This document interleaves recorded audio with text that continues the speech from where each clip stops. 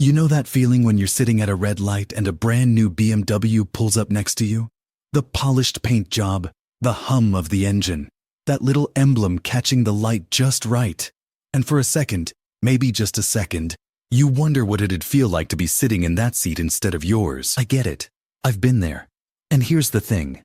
Nobody talks about how much emotional weight we attach to cars. Not just the status or the image, but the story we tell ourselves about what that car means. Success, arrival, proof that we've made it. But what if I told you that for most people, that luxury car isn't a symbol of wealth? It's actually one of the fastest ways to destroy it. And I'm not talking about some abstract financial concept here. I'm talking about real money, real stress, real regret. The kind that sneaks up on you 3 years later when you're still making payments on something that's worth half of what you owe. So let's talk about it.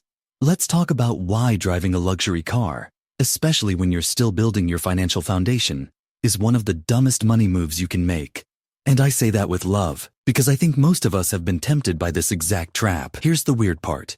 We've been conditioned to think cars are investments, or at the very least, that they hold their value.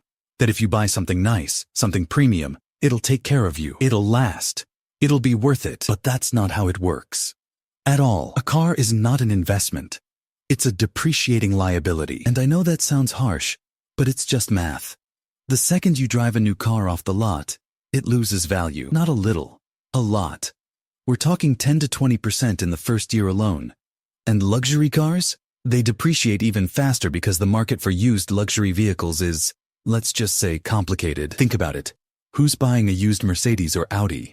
Usually not someone who can afford a new one. So the resale market shrinks, the price drops, and you, the original buyer, are left holding the bag. But here's where it gets psychological. We don't feel like we're losing money when we're driving the car. We feel good. We feel accomplished. We post the photo. We get the compliments. And that dopamine hit? It makes the financial bleed invisible. Until it's not. Because here's what most people don't realize. The cost of a luxury car isn't just the sticker price. It's the insurance, the maintenance, the premium gas, the higher registration fees, the repairs that cost 3 times what they would on a regular car because, hey, it's a luxury brand. You're not just paying more up front. You're paying more forever. Let me give you an example. Let's say you're deciding between 2 cars. One is a brand new luxury sedan, something sleek, something that turns heads. Let's say it costs $60,000. The other is a reliable, well-reviewed mid-size sedan. Maybe it's a Honda Accord or a Toyota Camry. It costs $30,000. Now, on the surface, you might think, okay, the luxury car is double the price, but I'm getting double the quality, right? Not exactly. The luxury car will depreciate faster. In 5 years, it might be worth $30,000 if you're lucky. The Camry, it might still be worth $18,000 or $20,000. But here's the kicker. You didn't just spend $60,000 on that luxury car. You also paid higher insurance every month, higher maintenance costs, more expensive repairs. And if you financed it, you paid interest on all of that. So let's do some rough math. Over 5 years, the luxury car might cost you $70,000 to $75,000 when you factor in everything. The Camry, maybe $35,000 to $40,000 total. That's a $35,000 difference. And what did you get for that extra $35,000? A nicer interior, a smoother ride, a logo on the steering wheel. Don't get me wrong. I'm not saying those things don't matter. If you have the money, if your finances are rock solid, if you've got your investments humming along and your future locked in, sure. Buy the car you want. Enjoy it. But for most people, that $35,000 could have changed their life. That's a down payment on a house. That's a fully funded emergency fund. That's a year's worth of retirement contributions. That's freedom. And here's where the psychology gets really interesting. We don't buy luxury cars because we need them. We buy them because of how we think they'll make us feel. Or more specifically, how we think they'll make other people see us. There's this concept in behavioral economics called signaling. It's the idea that we use purchases to communicate something about ourselves to the world. A luxury car signals success. It signals status. It says, I've made it. I'm doing well. I belong. But here's the uncomfortable truth. Most of the people you're trying to impress don't care. And the ones who do care are probably judging you for the wrong reasons. Your coworkers, they might admire the car for a week. Then it's just a car. Your neighbors? Same thing. The person you're dating? If they're more interested in your car than in you, that's a red flag. not a green light. And the people who actually know about money, the ones who are quietly building wealth, they're probably driving something boring, something reliable, something paid off. Because here's what I've learned. Real wealth whispers. It doesn't need to announce itself with a logo on the hood. Now, I want to be clear. I'm not here to shame anyone. If you're driving a luxury car right now, I'm not saying you made a terrible decision. Maybe you can afford it. Maybe it brings you genuine joy. Maybe you negotiated a great deal or bought it used and it made sense. But I think a lot of people, and I mean a lot, buy luxury cars not because they can afford them, but because they feel like they're supposed to. Because they hit a certain income level and thought, this is what successful people do. Because they got a promotion and wanted to celebrate. Because they were tired of feeling behind. And I get that. I really do. But the problem is, a luxury car doesn't make you wealthy.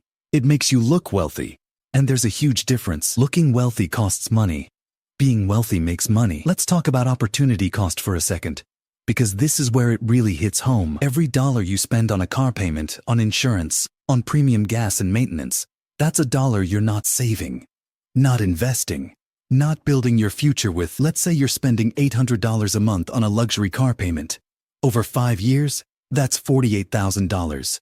Now what if instead of buying that car, you bought something more affordable and invested the difference? Let's say you put $400 a month into an index fund. Over 5 years with average market returns, that could grow to around $27,000 or $28,000. But here's where it gets wild. If you keep doing that for 20 years, that $400 a month could turn into over $200,000. And if you leave it alone for 30 years, we're talking $500,000 or more. That's not a fantasy. That's just compound interest doing its thing. So when you buy a luxury car, you're not just buying a car. You're buying it with your future. You're trading tomorrow's freedom for today's image. And I think that's the part that hurts the most. Because a lot of us don't realize it until later. Until we're a few years in. Still making payments. Watching the value drop. Feeling the weight of it every month. And by then, it feels too late to change course. But here's the thing. It's never too late. You can sell the car. You can refinance. You can make a different choice going forward. It might sting. It might feel like admitting defeat. But it's not. It's just course correction. It's choosing your future over your ego. So what's the alternative? What should you do instead? Here's my take. Buy a car you can afford. And I don't mean afford the payment.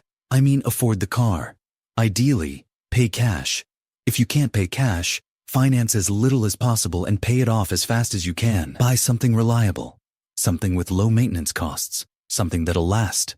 A Honda, a Toyota, a Mazda, a Subaru. These aren't sexy brands, but they're smart brands. They hold value. They don't break down. They're cheap to insure and cheap to fix. And here's the beautiful part. Driving a boring car frees up money for the things that actually matter. Travel, experiences, time with people you love, building a safety net so you're not one emergency away from financial disaster. You know what feels better than driving a luxury car? Not worrying about money, sleeping well at night, knowing you're building something real. Look, I know this isn't the sexy answer. I know it's not the one you see on Instagram or in car commercials, but it's the truth. And the truth is, most of the people driving luxury cars are either wealthy enough that it doesn't matter, or they're pretending to be wealthy and slowly bleeding themselves dry. You don't have to play that game. You don't have to keep up. You don't have to prove anything to anyone. Your worth isn't tied to your car. Your success isn't measured by the logo on your steering wheel. And the sooner you internalize that, the sooner you can start making decisions that actually build the life you want, not the image you think you need. So here's what I want you to take away from this. If you're thinking about buying a luxury car, ask yourself, why? What am I really trying to get out of this? Is it the car itself, or is it the feeling I think the car will give me? And if it's the feeling, is there a cheaper way to get there? If you already own a luxury car and you're feeling the squeeze, it's okay. You're not stuck. You can pivot. You can sell. You can downgrade.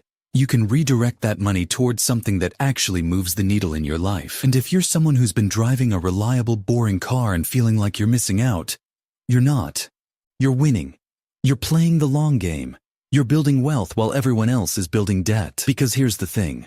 Progress beats perfection. You don't have to get everything right. You just have to get enough right consistently over time. And one of the easiest ways to do that is to stop bleeding money on things that don't matter. A car gets you from point A to point B. That's it. Everything else is extra. And if that extra is costing you your future, it's not worth it. You've got this. You're smarter than the marketing. You're stronger than the pressure. And you're building something real, one smart decision at a time.